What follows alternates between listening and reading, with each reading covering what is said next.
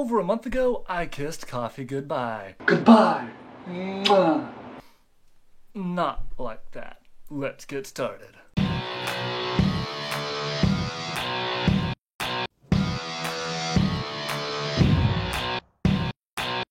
Now, I love coffee, and so does wifey. So much so, in fact, that we made a video about it. I'm going to put that link in the description below or in the little icon. But I put on the brakes. Why the tea? Well, it's swapping in for coffee, at least for the next 30 days. Here goes nothing. Now that I have professed my love for coffee, you might, and rightly, be asking, why would I torment myself thus? I'll sip this tea and tell you. It's good, but it ain't coffee good. Now, I'm a pretty energetic fellow. I don't really need coffee to wake up in the morning. I'm able to get up, get going. I typically would have my coffee later in the day, not right when I wake up. I'm a pretty balanced individual. When I would get a cup of coffee, people would be like, "Are you sure you need that, Jay?" Coffee is more of an enjoyment thing than it is, I need my coffee or I'm a grouch kind of a thing. I was doing some reading and I was talking to some people and some friends and acquaintances about coffee and the effects of coffee. And one of the things that I was learning is that coffee, being a stimulant, can lead to feelings of anxiety, which I dealt with on a not like extreme or clinical level. But I was curious if cutting caffeine out of my diet would help lessen those feelings that I was having kind of in the middle of the day. So what did I do?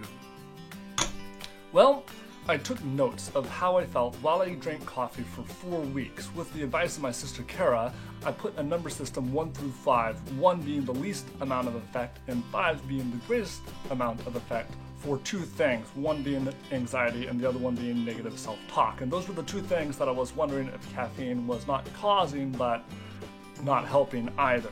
So I rated those things for 3 weeks because I didn't start the number system at the beginning. So 1 week without the number system, 3 weeks with the number system, then pulled the plug, yanked caffeine out of my diet.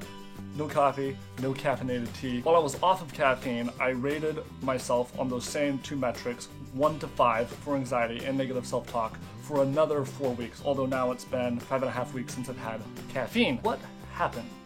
There was a noticeable decline in the amount of anxiety that I felt, and I was able to use the number system that I had been using to track how I was feeling to create like a graphical picture of it, and there was a noticeable decline in the amount of anxiety that I was feeling from the time that I was drinking coffee to the time that I was not drinking coffee, but the negative self-talk side basically showed no difference. Actually, it showed like tiniest increase, but that might have been due to me being better at tracking it the second time around, which would need me to try the experiment again, which is not a pleasant idea. I would have to go through the 4 or 5 days of headache that I had when I went off caffeine to begin with. Friday was the first day without coffee. Today is Wednesday, and it is the first day that I have not had a headache. So, progress. I'm not really hankering to do that again. Now, the number system and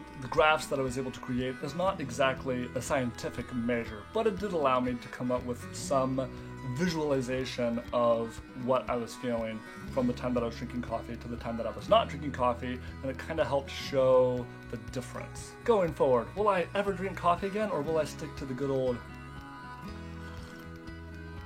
tea? The short answer, and wifey's very happy about this, is yes. I will definitely partake in the elixir that is known as coffee again. It is just so good. Did I mention that I like coffee? But what will be different is that I'm going to be more strategic in my consumption of said caffeinated beverage. It's not going to be a daily thing. At least I don't think it's going to be a daily thing. I think it's mostly going to be like a weekend thing. And I'm still going to track using that same number system. That way on the days that I drink coffee, I'll be able to hopefully see if there is a difference caused by it going forward. And then I might be able to like find the balance between enjoying coffee but not getting the negative effects from coffee. Until next time, thank you for watching. Bye.